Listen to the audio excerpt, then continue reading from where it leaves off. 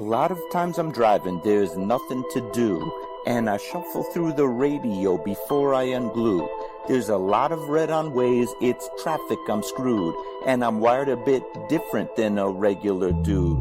It's not a bad thing, I embrace it, it's true. The radio don't stimulate brain chemistry fluid. The Buddha found nirvana and the Four Noble Truths. Through a meditative process, right action he proved. For me, I require the use of a tool, a detector, pin, pointer, shovel, and beach scoop. I'm meant to work the dirt with my history crew, but everywhere I look, my interest taboo. Most people choose Bieber over Tippecanoe. What does a detectorist listen to when the radio is full of bad music and news? I need an alternative for me to peruse. Beyond Sight and Sound gets fantastic reviews. A metal detecting show where my thought bubble brews. Thank you, Josh Kimmel, for inviting me to a detecting dork out with guests like yours truly.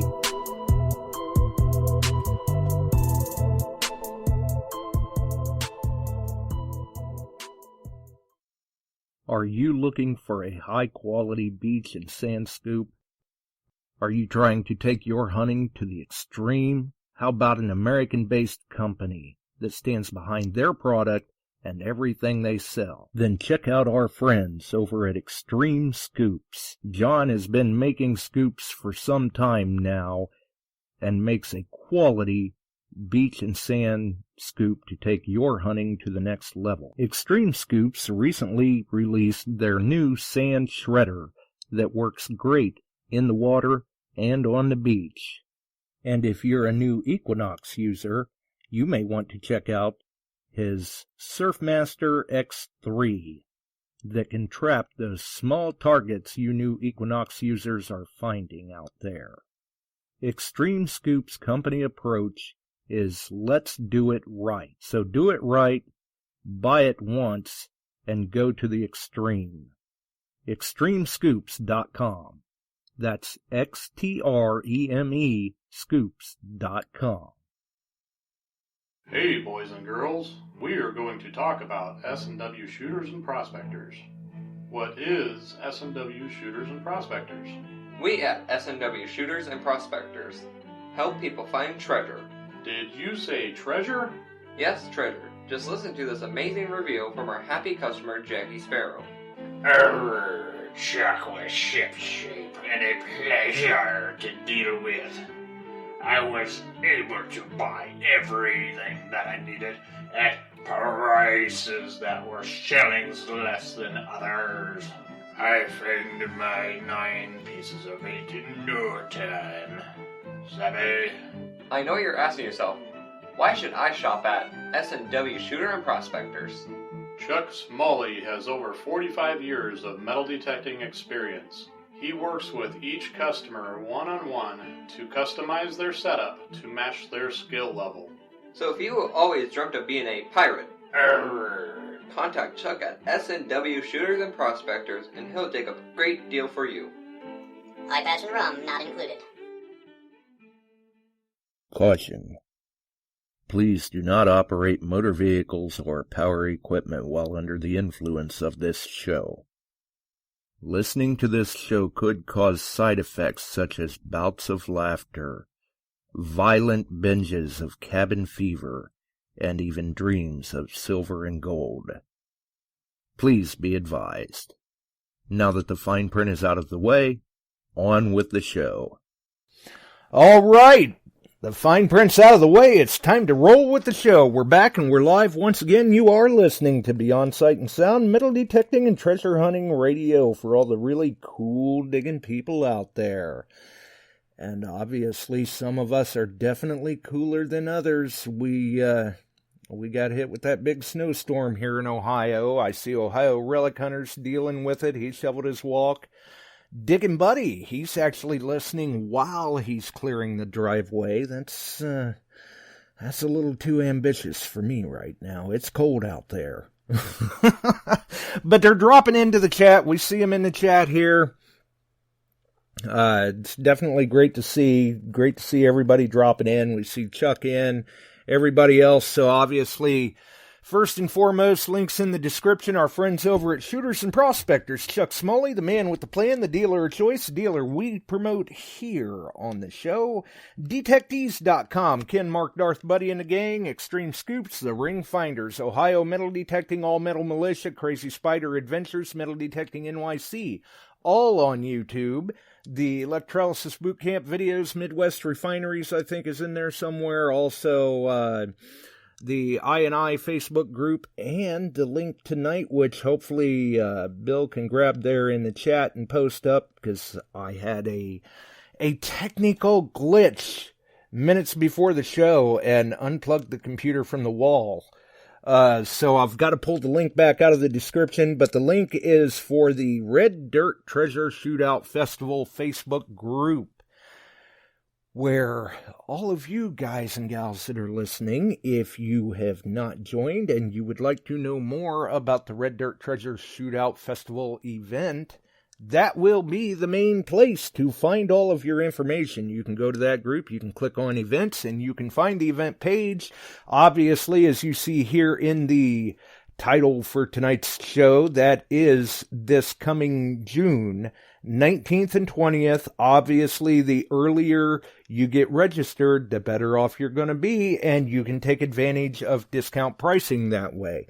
So, with all of that being said, let's get the man himself in here as well and see what we can find out about the Red Dirt Treasure Shootout Festival. So, we'll bring him on in. How is it going tonight, Justin? It is going fantastic. Actually just got done earlier today filming my, first of, I don't know, I'm trying to think of how many commercials I'm going to do. About 6 or 7 commercials for the festival, which I'm going to be releasing probably about once every month up until the festival. Okay. Has that video been released on Facebook anywhere yet? Kind of. I actually just got done uploading it onto YouTube. And let's see, was it Digging with Maddie? He's actually going to be promoting the hunt as well, and he's actually going to be playing my very first commercial on his show tomorrow night. Ah, nice. Well, I have seen the video. The video is very well done.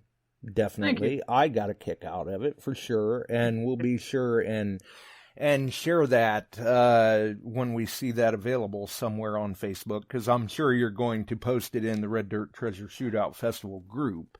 Oh, absolutely. And maybe some of the listeners here tonight will go over and request to join. So you may have some member requests to deal with after the show.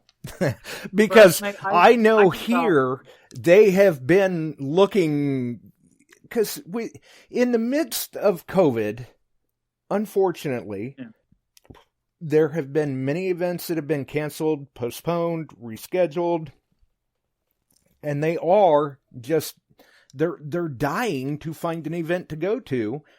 And that's why I stressed in the promotion. That's why I said tonight at the beginning of the show, the sooner you get registered, the better, because these hunts are capped so that everybody has a chance to find something. Exactly. You know, it's like we can't have, you know, one of our big concerns, of course, is COVID, you know, and I know a lot of people like me are absolutely sick and tired. Almost at this point, the word COVID or Corona is almost like a cuss word anymore. You know? Right.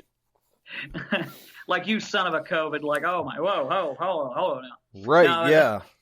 Yeah, so, but also I do understand that it is a big concern for a lot of people. We have one lady who has already messaged us and said she's going to be flying. She's going to have to take 3 flights just to get here.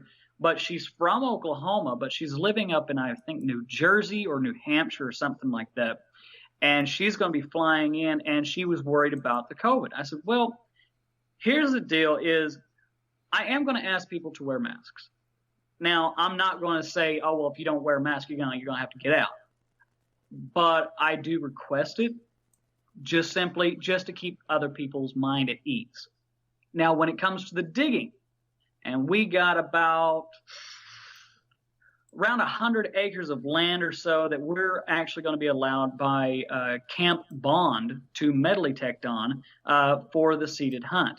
We're going to have it separated into pretty much into 3 sections where, like, for this section, and we're going to put up little barriers so that way you know where you can go and where you can dig, like, okay, this over here is going to be the colonial hunt, this over here is going to be a Wild West hunt, and so on and so forth. But out there, you will not have to wear a mask or anything of that sort if you don't want to.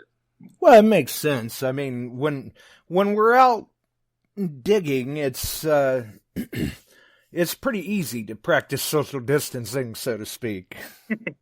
Exactly, especially when you're metal detectors, you get a little too close to some of them, they all start going off.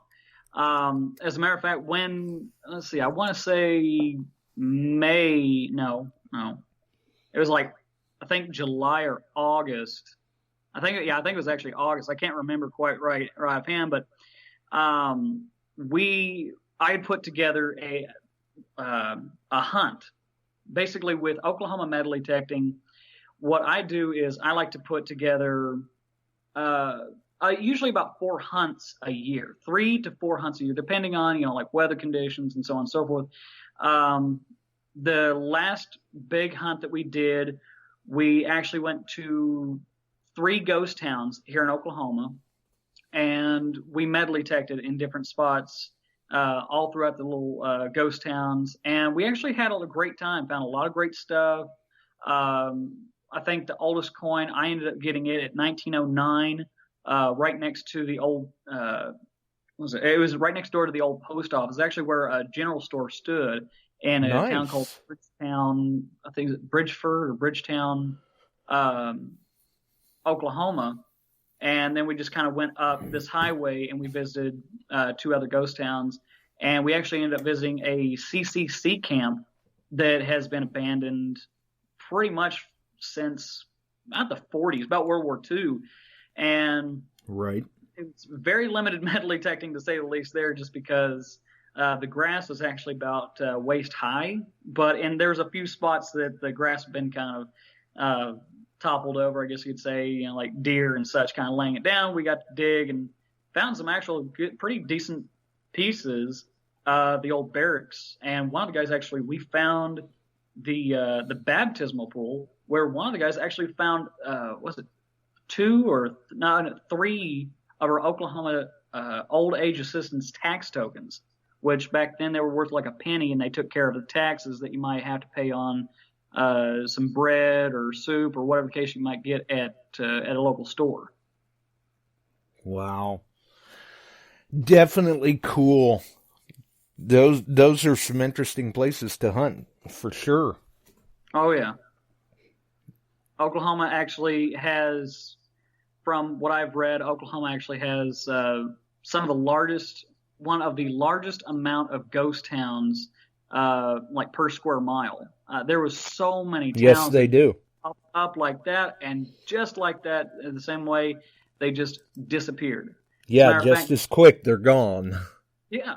I mean, and then there was some cities, 20, 30, 40, 50,000 people population cities that literally almost overnight gone. Down to the point where now there may be 10 people, if that. Right. And it's just, it's ridiculous. And then when you get out there and you metal detect, and it's almost overwhelming the amount of fines that you get. Yeah, absolutely. I can imagine. So you are definitely no stranger to coordinating and organizing an event. Yep. So first off, what inspired you to come up with the Red Dirt Treasure Shootout Festival?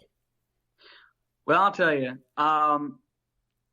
you ever hear that saying that says, if you put your mind to it, you can accomplish anything? Right. Well, that's literally what this whole thing was. It was just, why not? Let's try it. Let's see what happens. I mean, that's how you succeed at things, is you just jump in with both feet and see what happens, for a lot of things. Essentially what it was I looked at the fact that over in England you have Detectiveville, right, which is a huge metal detecting festival. And obviously, normal folks like me, like we work every day, from day to day, and we don't have the kind of money to go. Right, we can't just take off and go to Detectiveville, especially exactly. with the travel restrictions right now. Exactly. And then, it's like up north you had Pound the Ground. And right. I looked and I was like, you know what? There's really not any festivals. I mean, we have some great digs, but we don't really have a festival for metal detecting in this region of the United States. Like Pound the Ground. Like Pound the Ground is basically a festival for metal detecting in the United States. And basically, from what I understand, it's kind of like Detectiveville, but for the U.S. And I'm like, you know what? Why not? Let's do a festival like that down here. So I started asking the members of my group. That's one of the things that makes my group so much different than some of these others. Instead of like having a small group of administrators saying, okay, well, this is what we're going to do, I'll get on my group and I'll be like, hey guys, what do you think about this? Or what do you think about that? Who wants to do a hunt here or here? I'll put the survey out there, and it's like, I mean, I'm the lone administrator, and I'll put it out there for everybody. Just, okay, this is you guys' group. I just run it. I coordinate it, but it's y'all's group. You tell me what y'all want to do as far as digs and things like that. I'll coordinate it. I'll put it together. I'll figure out what we need to do. And you guys just tell me what y'all want, and then I build basically events, festival, whatever, digs, meetings, kind of around that. And that's what I did with this. And then as we started getting closer and closer to 2021, my very good friend John, he went ahead and he really jumped into it both feet as well. And he just did it because he was being a friend. And my God, the amount of responses that we have gotten for this festival have absolutely been overwhelming. I'd already talked to Gypsy Jewel before, and she was like, yes, absolutely, I'd love to come. It sounds like an amazing event. As far as I know, there's nothing going on around that time, so I'll come out. And right now we have several others. I have a couple of folks that I'm not going to quite say who's coming out yet because they're kind of a surprise for everybody. But boy, what a surprise! Oh, the surprises people will be getting soon for this festival. Because, I mean, there's some things that are – it's very exciting. I want to tell people, but at the same time, I'm like, no. I'm not going to let the anticipation build a little bit. Exactly. So whoever watches this and is going to come to the episode, to the festival, just know that you're going to see different announcements and things like that pop up. Sure, obviously, as we get closer. Which is why they want to go and join the group and check out the event page, because I'm sure they'll see those announcements there when they come up. Oh, absolutely. I post them on Oklahoma Metal Detecting, the main page, and then also I go and put them on the main page for the festival itself, Red Dirt Treasure Shootout. Basically, what I'll do is I'll just kind of like I'll probably end up putting like 2 or 3 posts up. I'll do like a live video, and then I'll put a regular post up just for anybody like who might not be able to see the video, and that way everybody gets a chance to see exactly what the announcements are. Right. So let's kind of talk, like what, obviously it's going to be a seated event. You're trying to line up vendors. Well, you have already begun lining up vendors and hoping to line up more, and let people know what these seated hunts are and why we're capping the number of participants for the hunts. Well, yes, as a matter of fact, I was talking to my buddy John today about that, trying to figure out what a good cap would be, so that way everybody, and that's the key, is we want everybody to have a chance to be able to find some really good relics, coins, tokens, all these things that we're going to be putting in the ground. We want everybody to have a great chance at finding these items. I mean, and trust me when I say it is all across the board as far as coins, relics, and we're even having some jewelry, as it turns out, we're going to be burying. We're going to have, now, for those who have been looking at who are part of the group and have been following it so far, there was 6 hunts that was going to be available. But as it turns out, you guys, I'm actually making a big announcement tonight here on this show tonight. As it turns out, I've decided, me and my buddy John, who's been doing such a great job with this whole thing, he actually gave me the idea. We are going to be doing one extra hunt on Friday night. And yes, you heard me right. Friday night is going to be called the Moonshine Hunt.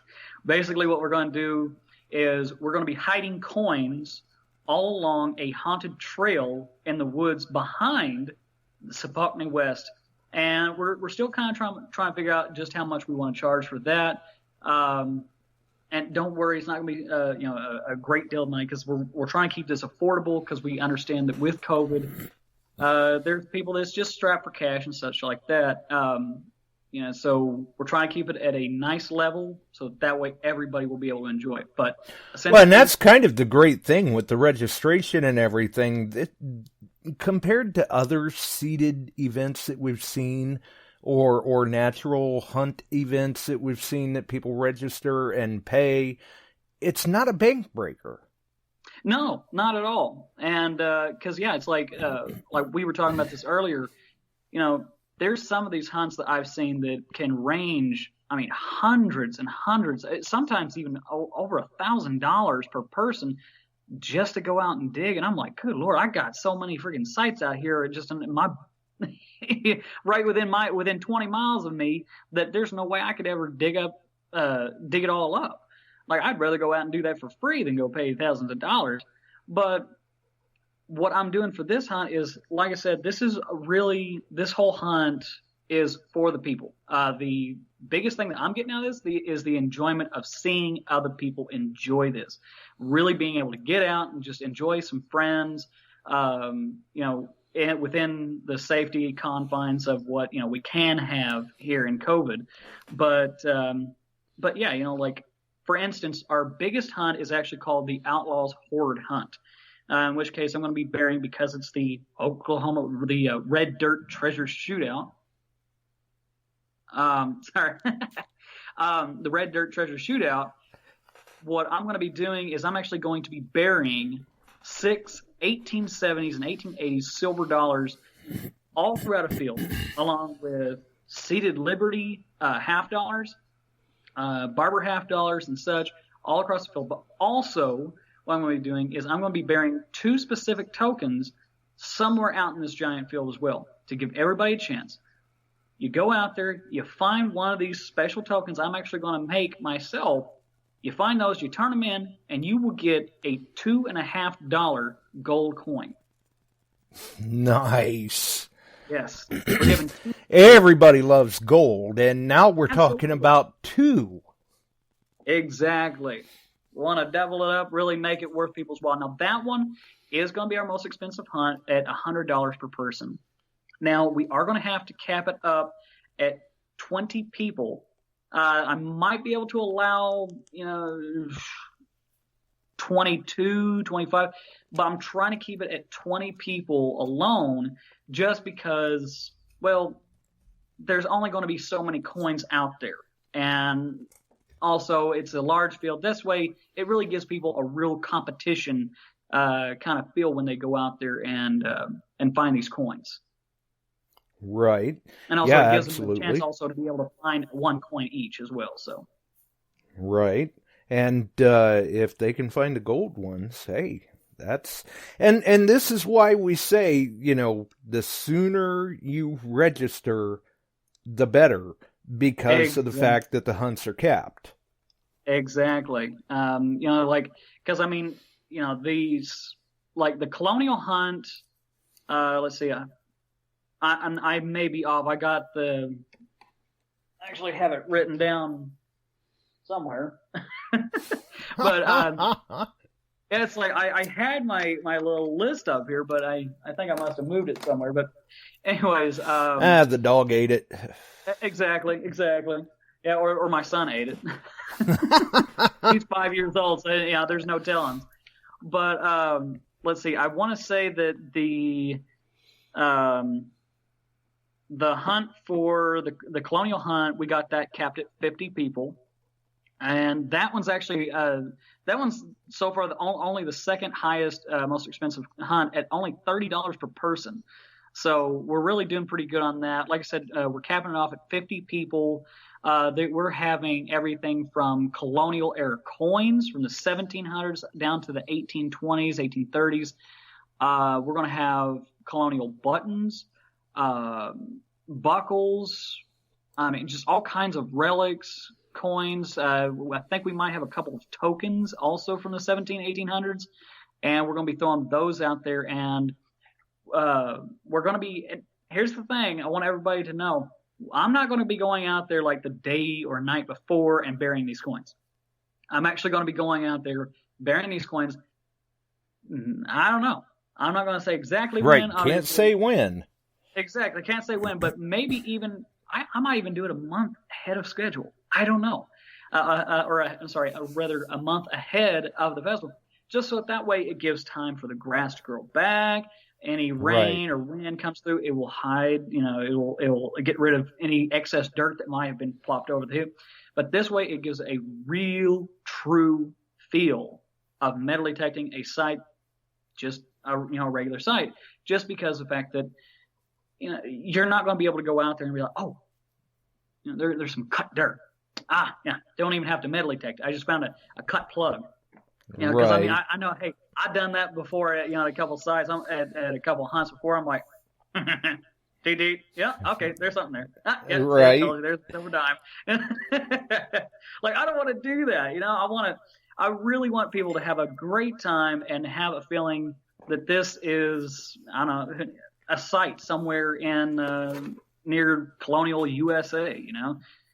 Same thing with the Wild West hunt. We're going to have coins. We're going to have Civil War bullets, and I'm even going to try to actually get possibly even a Civil War belt buckle to be put out there for someone to find. I mean, that's on a lot of people's bucket list to find something like that. So we're going to be doing that, things all the way down to about 1910, because that's kind of about when the Wild West really ended. It was, right around the 1910s. So we're putting stuff up to about that point. So, that's going to be considered the Wild West hunt. And then we'll do deep silver hunts. Then we're going to do the kids hunt, where what we're going to be doing is we're actually capping off at, I want to say either 50 or 75 kids. I can't quite remember yet. But we're going to cap it around a certain point. And we're going to be burying silver coins, tokens, quarters, dimes, wheat pennies, Indian head pennies. We're going to be burying all those kinds of things. And we're just going to have the kids 13 and under will get to go out there and metal detect to their heart's content and find as many coins as they possibly can. And my buddy John's actually even talked about getting some like little Wild West figurines and burying those. And if you find one of those kids is going to end up getting a metal detector as a prize. Nice. Yes. We may even have a couple of extra surprises for the kids. And, I mean, I know definitely of several of them that I personally am going to provide for every kid that participates, and that's actually only going to be $15 per person. So nice. And I guess we got to watch what we're saying because John's in the chat. I know. I wouldn't doubt that, man. The man, the myth, the legend, man. Got to right. John. Yeah. Right. He says, keep in mind, every hunt has opportunity for machines. That's right. That's exactly. Every hunt will have an opportunity to win some kind of a metal detector of some sort. It could be anything from either a full-blown metal detector to possibly even a pinpointer. But it's going to be something of that sort, and it's going to be great prizes. And I don't know if John has addressed this in the chat or not, but I do see where somebody had asked, what is the entry fee for the Oklahoma hunt? And I guess realistically, that depends on what all they want to partake in, because each hunt is different. Exactly. As a matter of fact, for anybody who's wanting to go ahead and register, as a matter of fact, registration starts today. And well, literally, I mean, it's going to be all the way up until the hunt. It all depends on you guys. However is easier for you guys. That's how I'm going to do it. I want to make it easy as possible for everybody to be able to do some hunts out here. So, excuse me. So, if you want to join, you can either DM me or John. He's got copies as well. We actually have the Oklahoma metal detecting competition forms. Basically, what you'll do is it's got little check mark boxes, and you check which one of these hunts that you want to join in. And then you just fill it out, and you can either send me a screenshot of it if you print it out. If you have a stylo or whatever, and you can fill it out over the screen, and you take a screenshot of that, send it to me. However you want to do it, that's great. Do that. And then I have Venmo. I've got PayPal. I accept checks, money orders, and if cash. Exactly, cash. If like we meet up, I'll give you a receipt and everything, so that way everybody knows that you paid, you're good, and you're situated and ready to go for the hunt. And I'm going to be giving out some tickets that basically says, hey, I paid for my hunt, and because I've got ADHD, so I don't remember things sometimes very well. So it'd be like, okay, this is my ticket here. See, this is the real deal. This is the Willy Wonka golden ticket that says I paid for my hunt, and I want to go ahead and do this hunt. And each hunt is actually going to have a different colored wristband, just so that way, and those won't be given out until the actual event. When you show up, you show me your ticket, which will tell me what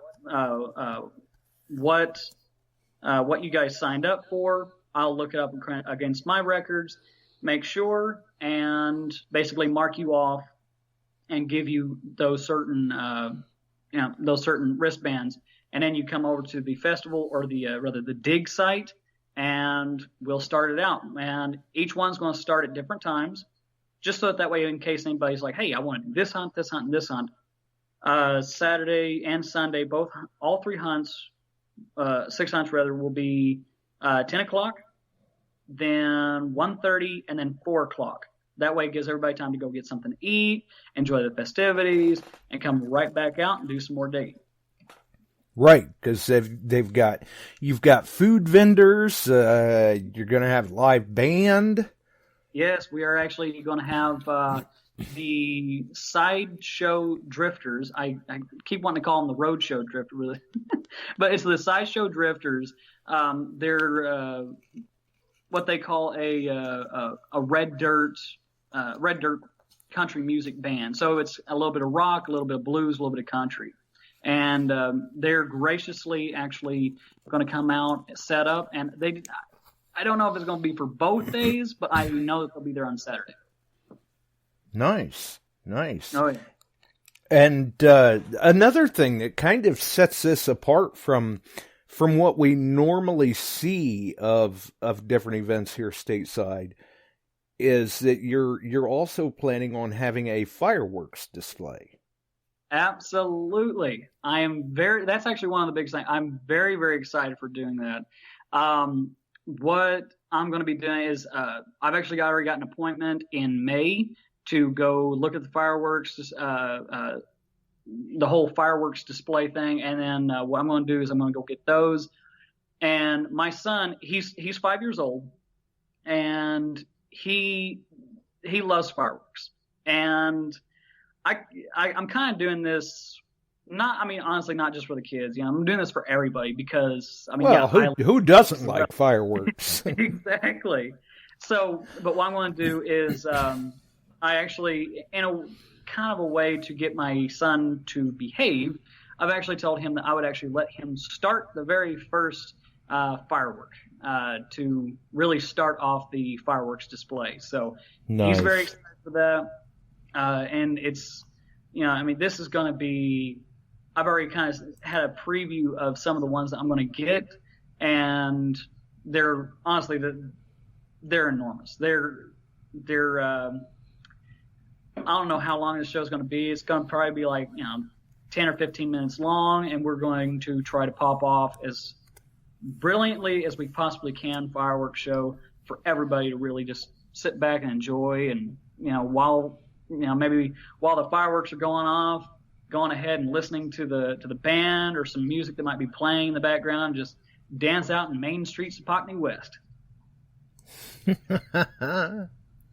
Nice. So for people who may be curious, that they may not be, real familiar with the Oklahoma area or the geography of Oklahoma, what part of Oklahoma is this going to be going on in? Okay, so it's a very teeny tiny town, about like that big. It's called Reagan, Oklahoma, and it's Reagan, Oklahoma is maybe 10 miles or so north of Tishomingo, which Tishomingo is the biggest town within the region. It's like you have the Texas line here, then you have Ardmore, Madill, Tishomingo, and then probably just that pretty much after Tishomingo is just Reagan. And when you come into Reagan, you'll see signs, and trust me, there will be signs quite frequently in different places pointing the way to Sappockney West. It's actually Oklahoma's largest Wild West movie set. And as it turns out... Oh, no, that's interesting. Yes. 19 movies so far have been made. We were actually going to have the festival, I think, in April or May. And, well, as it turns out, we couldn't because the guy called me. He's like, oh, my God, I can't believe I forgot. I've actually got a movie studio coming into town that same weekend to start setting up to shoot a movie for like a full month. Oops. And so, yeah, I was like, oh, crap. So I had to go ahead and change up the dates and let everybody know. And thankfully, it actually worked out. So, we're still going to be having a great time with a very decent-sized crowd. Right. Yeah, it sounds like it. And that's, man, just the history of the movie productions that have went on there. How cool would that be to be going through hunting and maybe come up with a piece of memorabilia from one of those shoots? That'd be kind of cool. Oh, absolutely. And as a matter of fact, Johnny Shackelford, he's the guy who actually built the place. I think he built it. Oh, let's see. He started building it, I think he said about 25, 30 years ago. He'd actually been in several movies as well. He was even an extra in, I know at least of one, I think he was even 2 or 3 John Wayne movies. He actually met John Wayne a couple times, he said, and he actually was in, got to remember the name of the movie, The Return of Josie Wells. It wasn't okay. Yeah, it's like it was with, I think, Chris Christopherson, I do believe.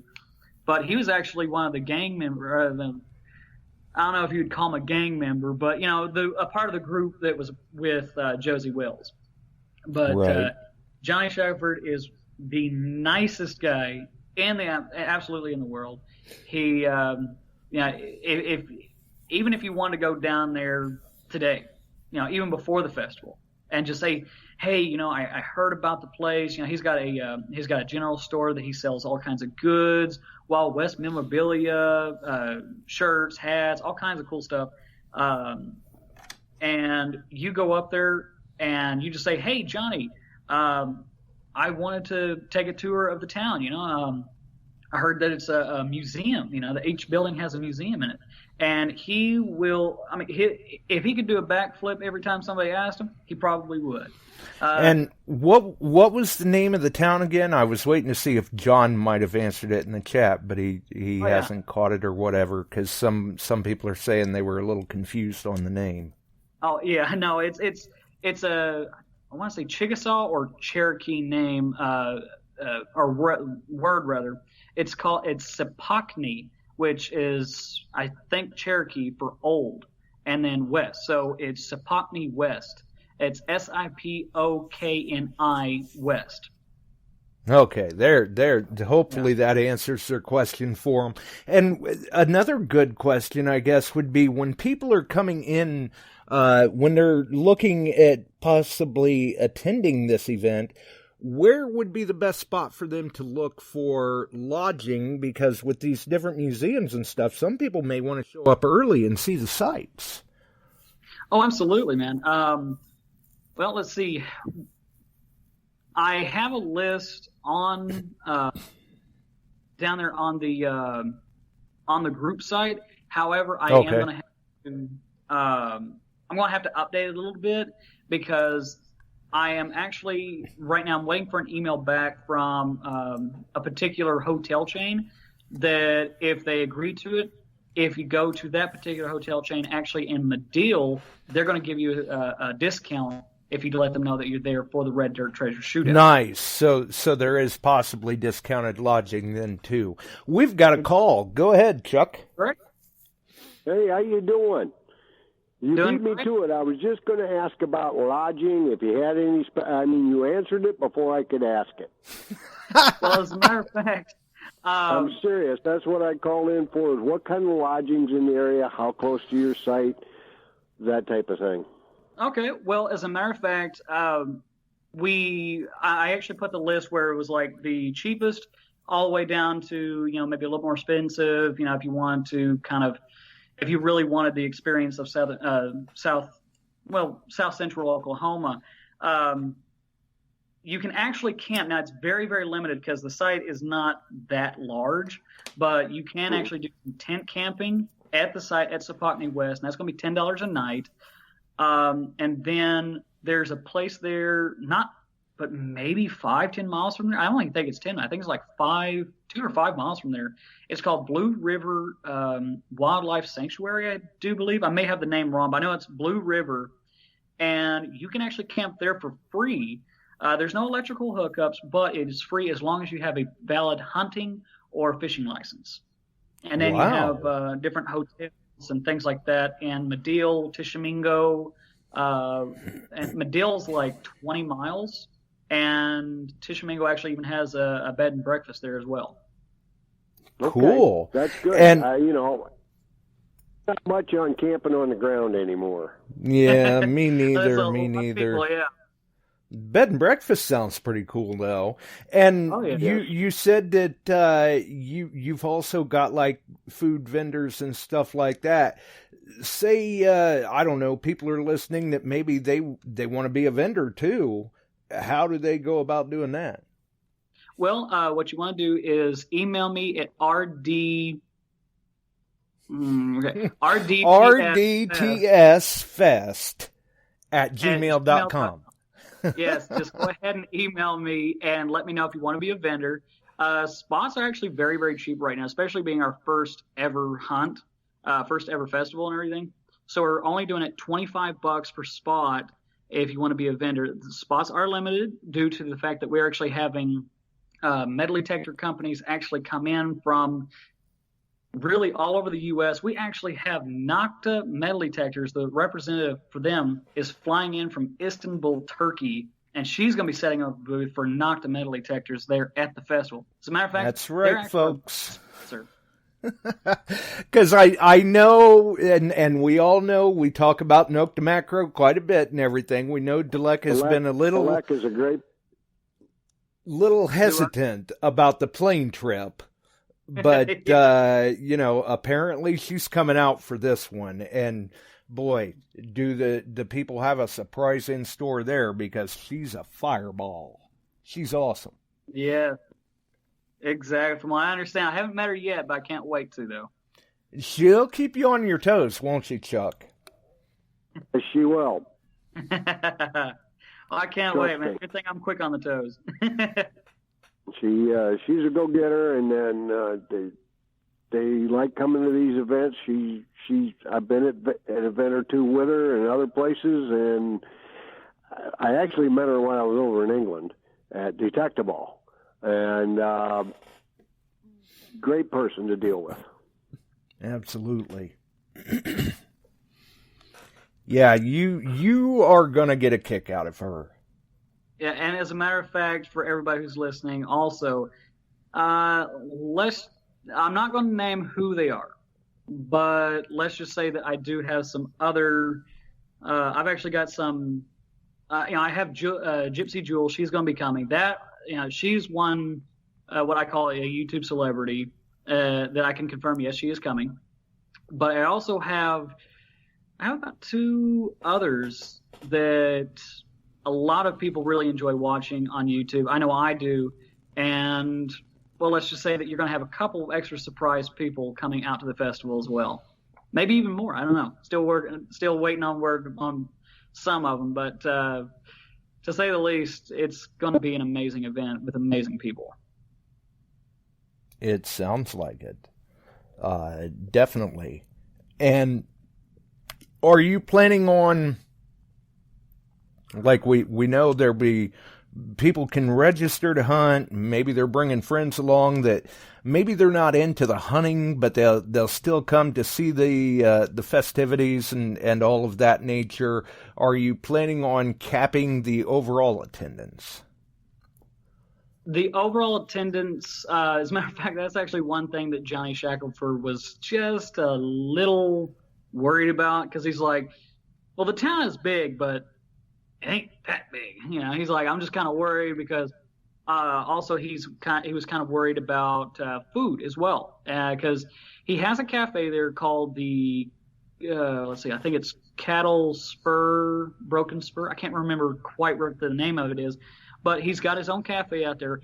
Sadly, though, it did close for a while due to lack of business. And then, of course, COVID, really hit and kind of killed it. But thankfully, he said, I'm not going to be opening it up for the entire menu, but he will be selling hot dogs and hamburgers. And then we also have the Twisted Sisters Indian tacos. They're actually going to be coming out making handmade from scratch. I mean, I'm not talking from a can or anything. I mean, literally making by hand, fry bread, baking their own beans and everything like that, putting on there and making these great Navajo tacos. Right. That sounds interesting in its own. I see John's asking what the call-in number is in the chat. I don't know how Bill does that so fast, but he's already got it to him. So who knows? Maybe John will call in too. Hey, sounds good. But one thing I do want to make sure and let people know, before my ADHD brain cuts out. Right. Due to the fact that this site is fairly small, comparatively to other places anyways, rather, there is going to be we are afraid of an issue with parking. So look, if you don't feel comfortable or whatever the case may be, we don't mind it. Come out however you can. But if you can carpool with anybody, that would be appreciated. Oh, thank you. I would be so very appreciative because, essentially at this point, a quarter of a mile away from the town is the town of Reagan. and we can start parking cars over there once the parking lot in the back of the town gets full and the parking lot in the front gets full. Vendors. So you're basically not capping attendance.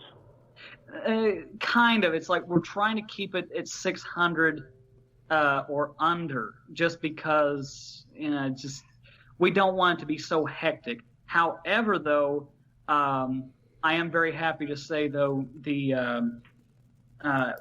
I'm going to be getting a email, should be tomorrow, from one of the park managers. I'm hoping to actually get another location for next year's hunt already, and that one we will not put any cap on it. I mean, that is awesome. There could be two. It's like we just didn't expect this big of an outcome for this festival, so we weren't really planning on this. Well, see, many of these festivals and hunts have been canceled. Exactly. I put on several big hunts up here, and I've actually done it for Mine Lab. And we got overran at one in Indiana at the Indiana Dunes on a Go Mine Labbing event. That was a good-sized one. Yeah, it was big. Yes, it was. We kept bringing people in and accommodated, but our hunt field on the beach got a little tight because it got small quick. They didn't realize they were down bulldozing, and a good portion of it had been cut off. Oh, no. Oh, so man. We lost about a half, and we had 400 hunters. Yeah, there were that was 400 hunters. Yeah, that was just the hunters. There was a lot of us on the beach. Quickly. Yeah. Yes, it and did. See, that's like with this, we have the space to take care of between 400 and 500 hunters.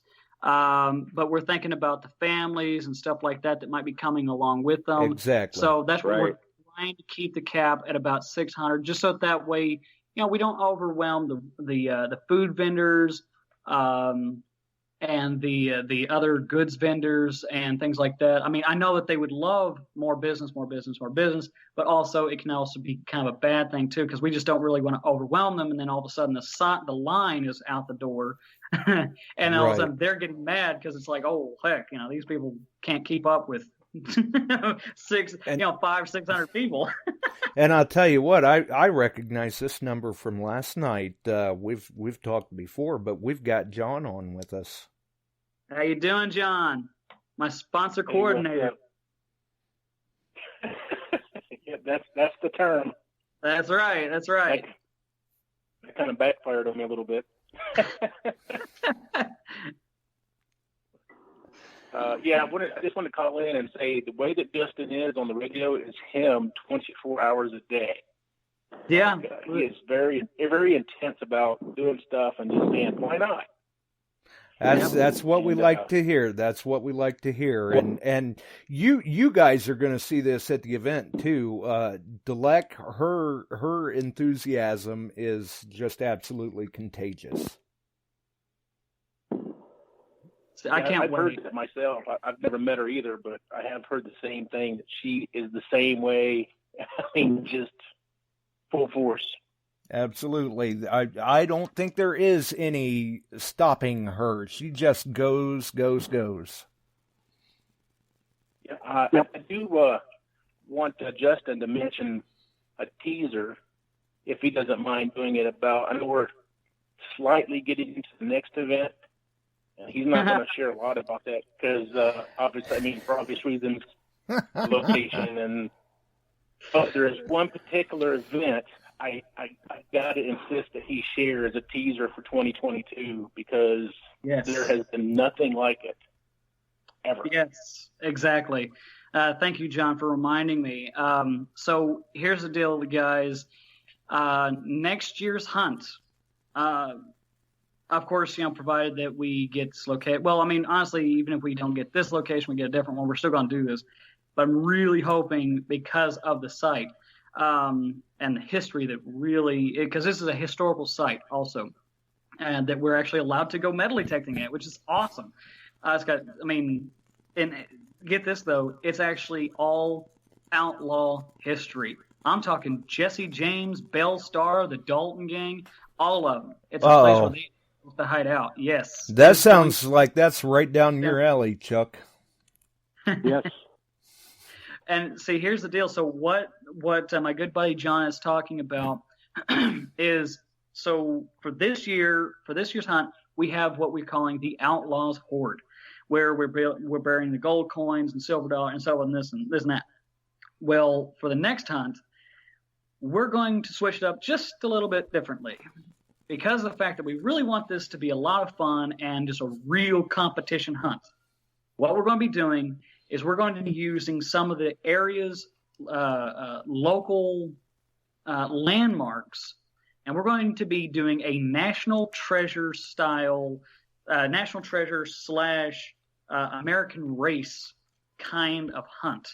So what you'd be doing is you would be paying a certain amount per person. It will be a little bit more expensive, but trust me, you'll know why here in a minute. What you'll be doing is you'll be going all throughout the area, and you'll be following clues. You'll be trying to solve puzzles and so on and so forth to unlock these clues. Once you get them done and you go out, you will then have to find a grave site that we're going to be burying.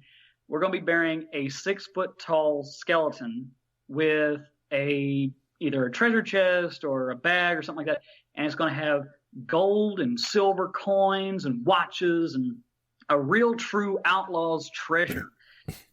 But of course, so just to be clear to the listeners, it's not actually a grave site; it's a mock-up. Yeah, it's not an actual grave site, but basically what we're calling it is the Wanted Dead or Alive Hunt. Per the name actually chosen by John. As a matter of fact, he came up with the name. I was like, that is a great name for a hunt like that. And what it is whenever you find the treasure, you will then take that to a certain location. Whoever gets there with the hunt with the treasure, they will then get an undisclosed large cash prize. Wow. That is that's going to be interesting. That will definitely be interesting. Oh, wait. And also next year we're having everything from like even at this festival we're going to have gunfights, we're going to have all kinds of cool stuff like that. But even at next year's hunt, every year that goes by, we're going to try to maybe take something away that the people didn't like, and we're going to add more stuff in that people are going to love. And that was something I was going to bring up for those who may be interested, because some people are definitely into that sort of thing. Why don't you tell the listeners a little bit about the gunfights for this year's event?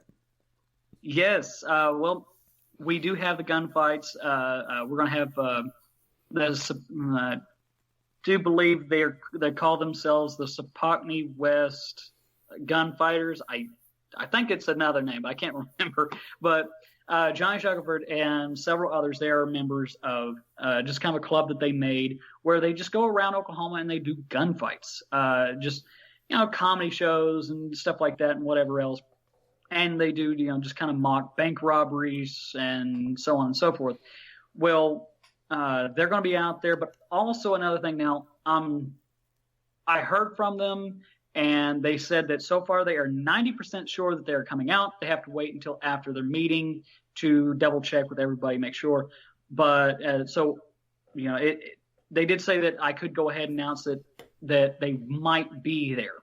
And what they are the Route 66 Smoking Okies gunfighters. What they are is they're going to be setting up a kind of a booth at the end of Main Street there in Sapocney West.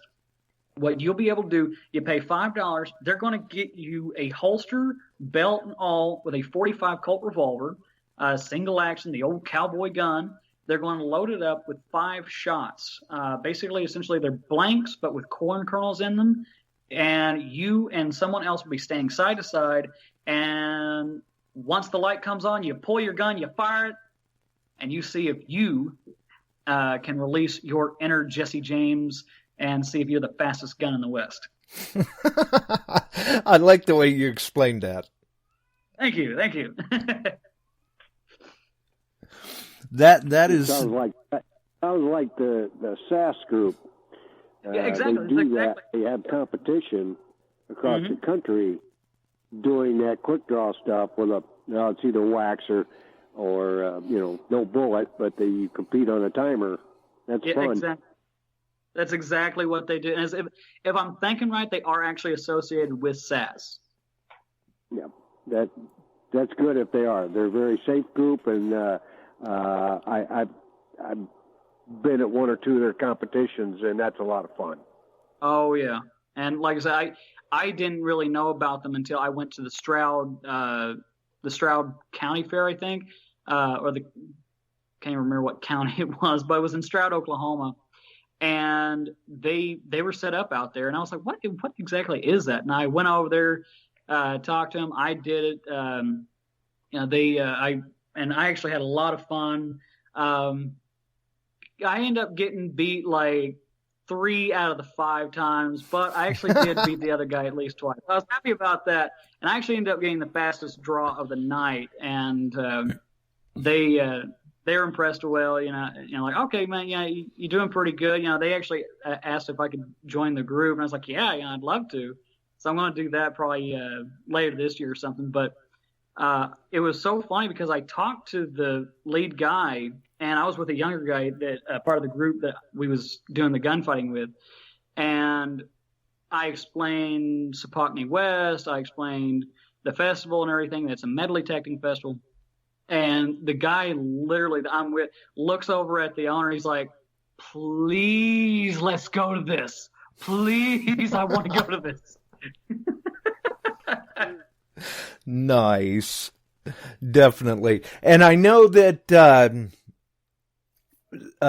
Sunday, I was kind of alluding to this last Sunday. I was alluding to this Wednesday too, as far as, hey, y'all want an event, you want something you can go to, you're going to want to check out Sunday's show when we're talking about this first annual event, and the fact that there are 2 gold coins up for grabs, but one of those gold coins is very interesting, very unique. I think a lot of listeners will like to hear about that, because we're all big on gold coins, and we all love to find love tokens, but this one is very interesting, I think.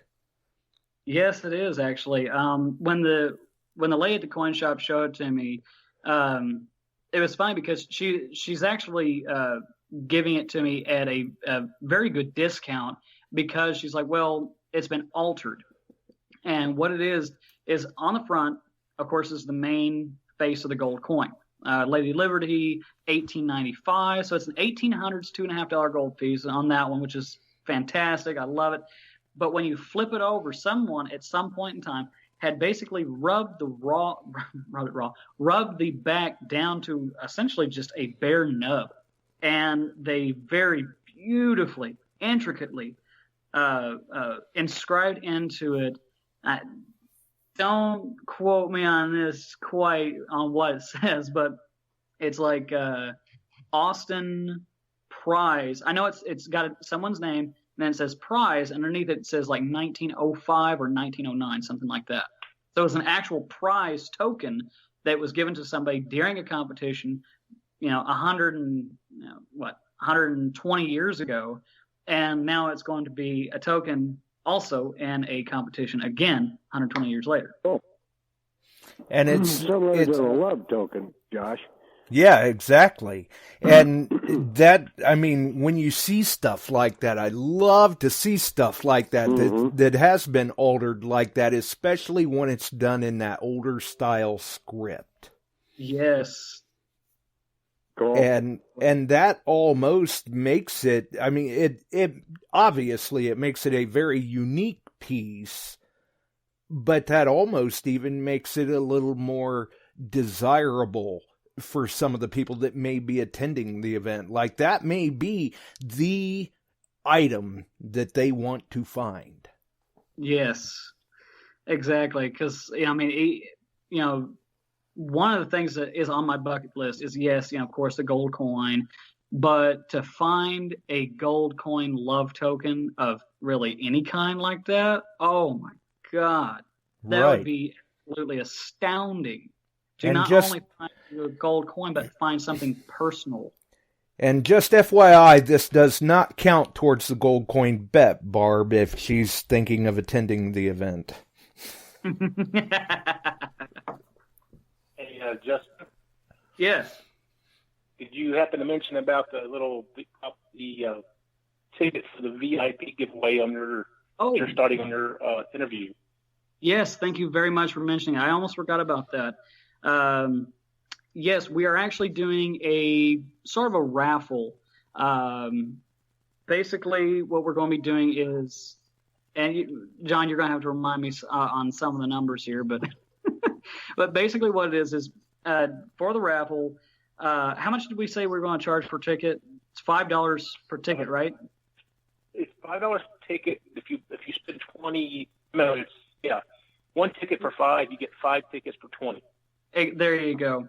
And basically, what we're going to do, like you said, 5 tickets for $20 or $5 per ticket. And what that'll do is when you get that in, what we're going to do is, 2 weeks, I do believe, 1 or 2 weeks before the event, we're going to be drawing the number, and like we'll have the tickets and everything. And what we're going to do is, because it's kind of more or less going to be over virtual, like over Zoom or Skype or whatever the case may be, basically whoever buys however many tickets, we're going to take tickets off here at my place, and we're going to take them off, and I'll show you the pictures of your numbers. And then what we'll do is, about a week or two ahead of the festival, we're going to be pulling a number. We're going to be pulling a ticket. We're actually going to be giving all 7 hunts to the lucky winner, along with, on Saturday and Sunday, they'll be able to spend time hunting and having lunch with either Gypsy Jewel or Rick, the Fat Fool. Basically, they get to choose on which one they want to hang out with on whatever day, and they get to enjoy a free lunch provided by my good friend there, John. He's going to be throwing in $50 towards lunch, and basically, we might even throw in a couple extra little surprises that we're not even going to say just yet. We'll just wait until then. Nice. And we've seen different virtual raffles like that before. I know Chuck's been involved in a couple of them as well, where it works out pretty good with like the Facebook Go Lives. Yeah, exactly. I've done it with Josh. I've done it with our fire department. I've done it with others, and it works real nice. So I do have a couple questions. All right, I got in. I was sitting there waiting for you guys to get started and got called away. And was gone for a little bit. So now is this are you guys doing this as a club hunt? Are you club-based or individuals? How are you doing this? Well, that's actually a pretty good question, because it's like, my group is called Oklahoma Metal Detecting, and it's I guess you could call it a club hunt, but also whenever I go out, I'm also going to allow folks that, because there's a lot of folks that don't have the internet, or they don't have Facebook. Correct. So basically what I'm going to be doing is I'm allowing people to go ahead and come in and sign up as well, but like they're kind of going to have to wait until obviously I get the posters out there and they see them. But yeah, essentially it's kind of a club hunt, but it's really for everybody. I don't know if that really answers the question or not. As long as they get registered in time. Are you running? Is this a Facebook group that got together, a bunch of you, and you're putting this hunt on? Or are you an organized club, have regular meetings, dues, that kind of stuff? I just have some of those questions. Okay, yeah, I got you. No problem. This is a very different kind of club in that sense. We don't really have dues per se. What I do is about every 2 or 3 months, I will have a metal detecting meeting in different locations in Oklahoma, because Oklahoma metal detecting, we got people from all over the state. We got Tulsa, Lawton area, South, literally every corner. So I might have one in Oklahoma City. I might have one in Tulsa. I might have one in Lawton. And what I'll do is, you'll pay $10, and then you'll be able to put, I'll have like 10 categories, and you can put something in every single category. And what that money goes to do is it actually pays to essentially have dinner for everybody. Like we'll get pizza, burger, something like that, and kind of feed everybody who pays and their families. And as far as as like a group of people, I actually just started the Oklahoma metal detecting again because I was like, why not? I wanted some friends to go out metal detecting with, do a little digging, have fun, and just go enjoy the hobby of metal detecting with. And then all of a sudden it went from 10 people to 30 people to 100 people and then 1,000 people. Now we're actually the biggest metal detecting group for the state of Oklahoma at 23, almost 2,400 members. And it just grew and grew and grew and grew. And now it's just getting bigger and bigger and bigger. And I was like, you know what? Let's have a festival. There you go. All right. Well, I was just curious. I mean, we have a lot of organizations up through here, Detecting the Heartland and Central Illinois and I&I Treasure Hunters Club, IVHRA. Those two are firm, solid clubs where they have monthly meetings, things like that. And just organizationally, I just wondered how you were doing it and proceeds, where they go to and things like that. Oh, yeah. The proceeds, they essentially, probably 90% of it goes back into the club, essentially. Because, like, with the money that I'm going to be making from the hunts, from everything, that is all going to go to buying metal detectors as prizes, shovels, pinpointers, more coins to stick in the ground. Essentially, for next year's hunt, we're going to probably have to put a deposit down in order to reserve the location for us for next year. And again, all the proceeds that we get, really, it's going to pretty much all go into just funding the following year's hunt and getting the gold coins, silver coins, and really just kind of. I just wondered how you guys were organized and that kind of stuff. When you throw a big hunt, you need help. You need people. Yes. You need, and there's expenses to cover. And I realize all that. I just wondered organizationally how it was and how it was going off. And this is your first hunt. You're in for an eye opener and that kind of stuff. So I was just, if I say that I'm going to buy into this hunt and I'm going to come down and I want to be set up as a vendor, sometimes some hunts that I have seen in the past did not quite pan out to what they had hoped to be. Yeah. Right. Exactly. And so it takes a team put together to make it pan out. You have to work to that point. Not only does it take a team, it takes a good team. Exactly. Yes, it does. It takes a good team of people. I mean, that's why it was like a lot of fun because I followed the Old West trails for many years, metal detecting, treasure hunting, and ran into some real great people and historians, and we prospected in some of the old sites, and I have had a blast doing it. So Oklahoma is one that I didn't follow into much. Most of it was Wyoming and Colorado and South Dakota. Oh, yeah. Trust me, I know. Those are places I'd love to go check out. Right. That's where I just had a blast out there for those years and following some of the Old West trails. So that sounds like something that piques my interest. I may come down as a dealer, I may come down as a hunter, or both. Sounds good. And this is also something, too, where if this all goes off well and you're looking at making it a recurring annual event, you may even want to file for your 501. Yeah, that is something that I'm looking into doing. Basically, that protects you, bud. Yeah, especially after absolutely. This one. It's like, if it really works out, I'm looking into getting all that, really whatever I'm going to end up needing to do for the following year. Because like I said, every year that I do this, I want to make it bigger. I want to make it better. Right. Honestly, I want to make this so good that when you come to it, there's a festival that we have here that is so, how do you put it?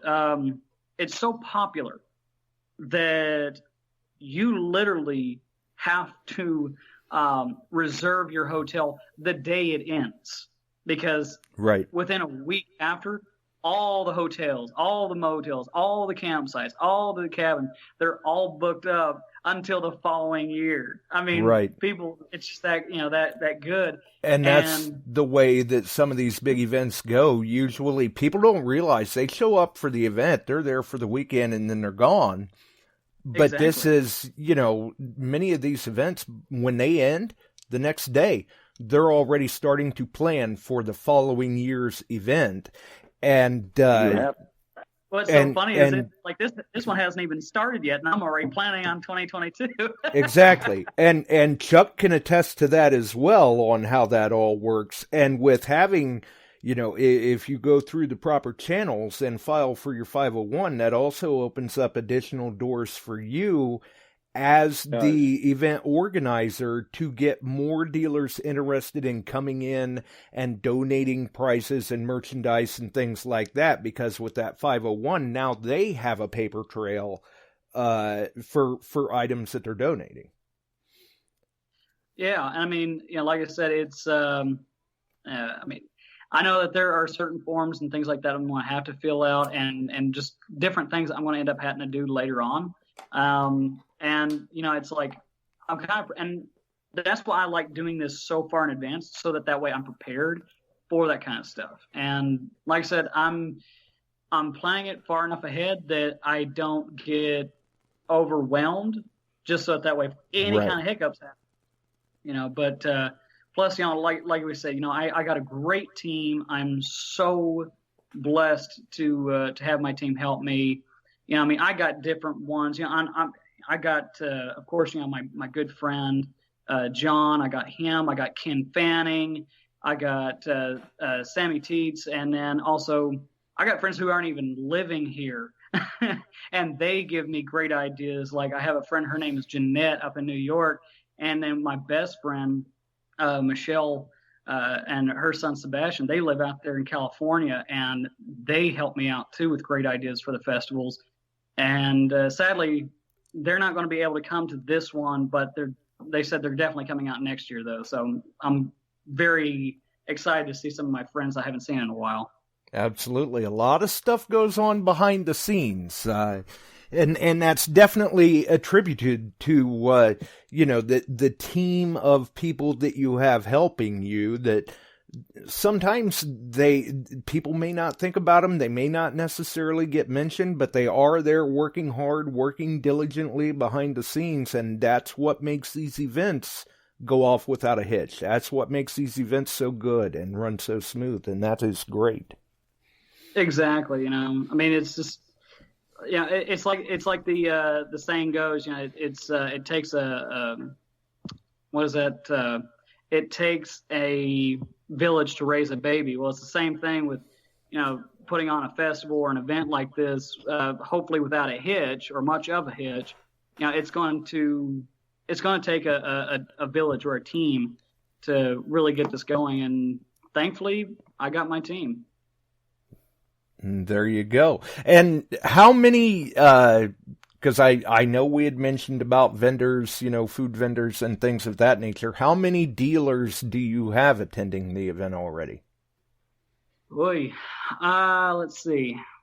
I got to think, because let's see, 1, 2, 3, 4, 5 so far that I remember.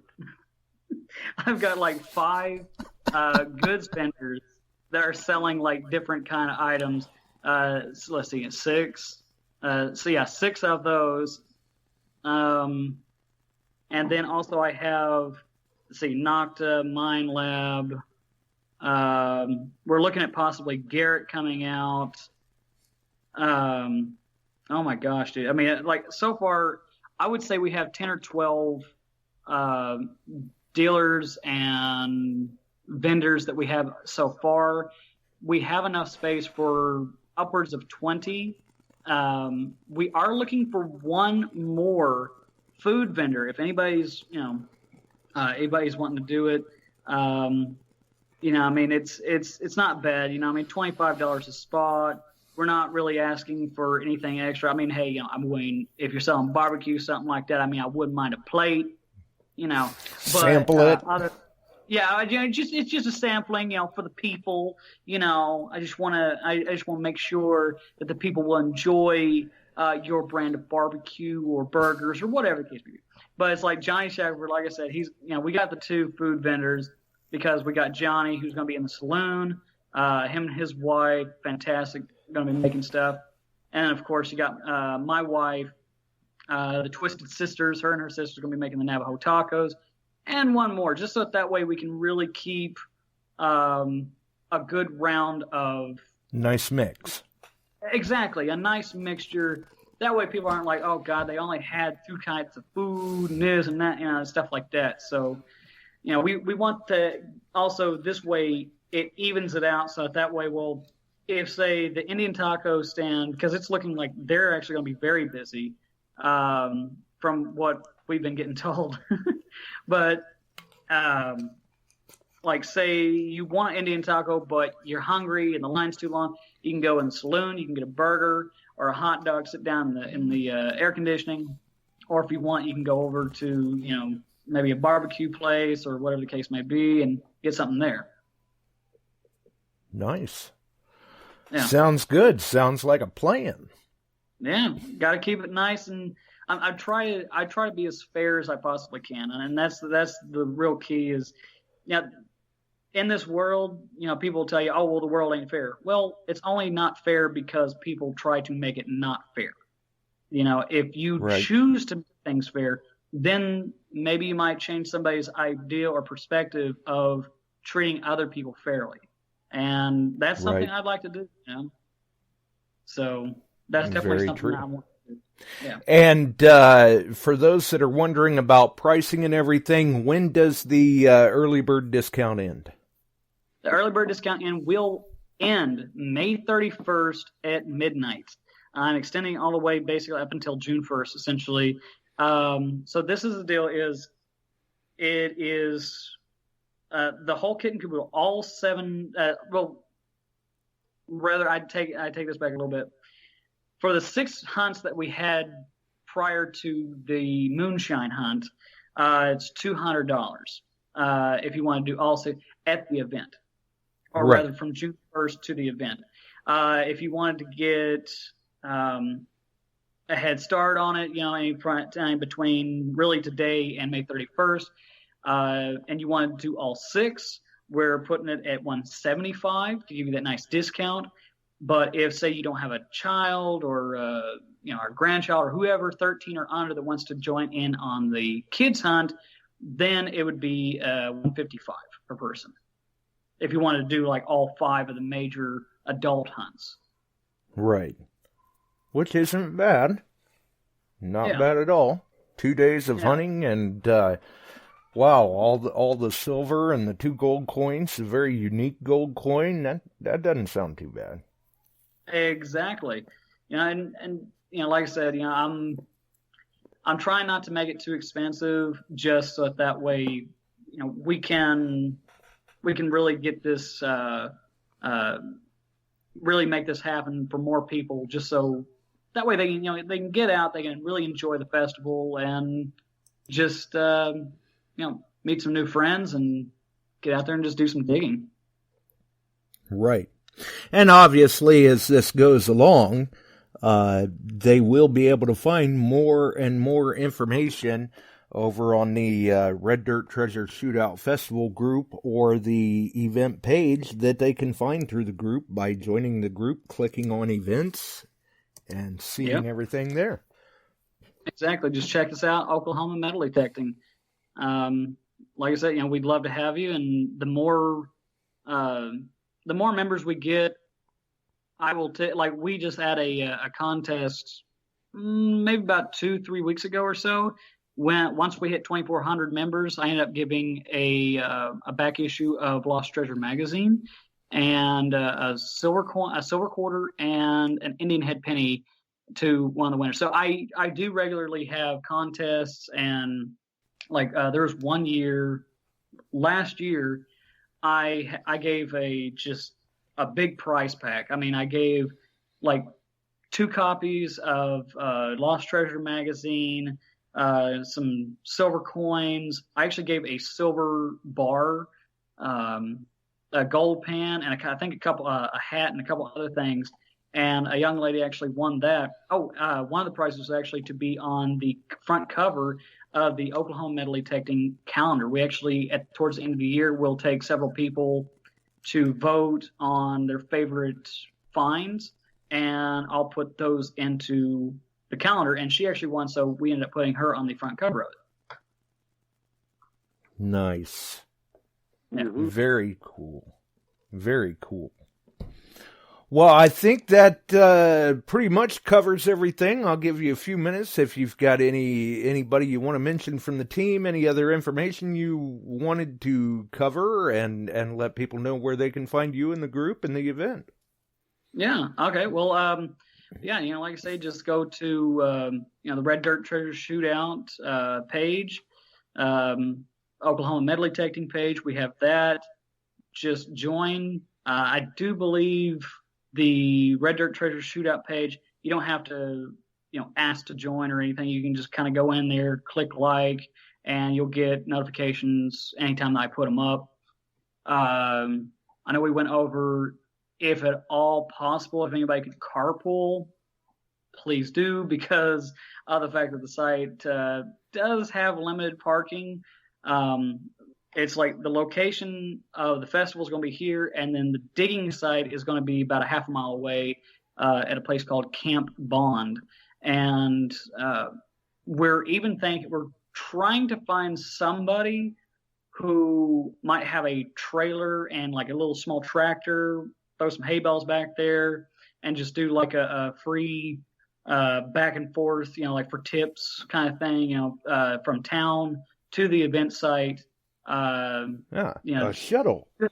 Exactly. Yeah. Thank you. Yeah, a little shuttle. Shuttle hayride style. Exactly. Nice. Well, I guess if that covers everything you had to mention, then I think so. Wow. All right. Well, then I see we're definitely. We're getting down to the end of our wire here, so we'll probably let everyone else know that obviously the link has been dropped in the show chat a number of times here.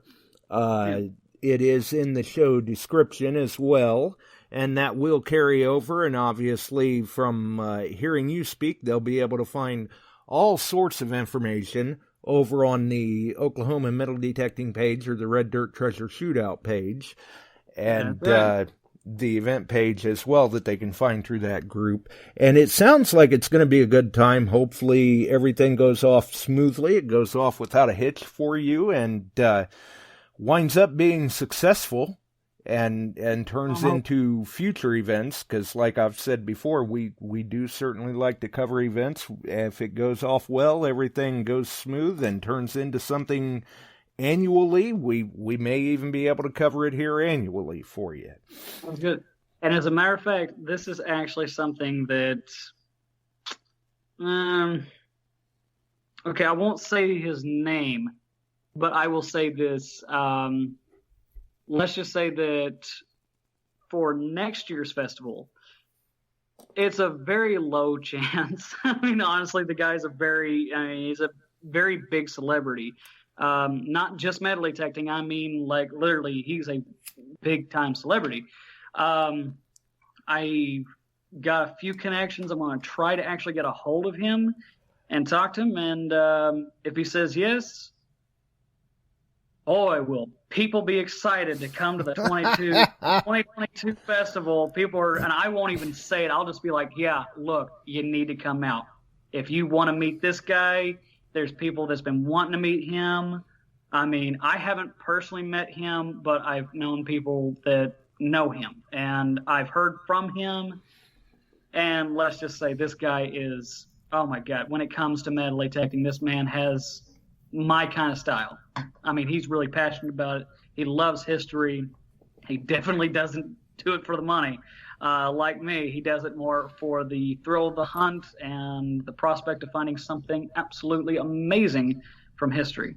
It's like time travel. It is. Yeah, exactly. I mean, when you make that nice old find, you literally step through that porthole back into time, and we certainly know of a few of them on here that are like that.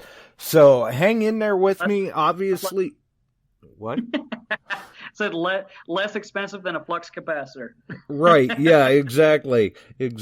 So hang in there with me. For everyone else, obviously, and if you enjoyed the show, make sure and throw us a like. You can follow us here on Spreaker, Facebook, YouTube.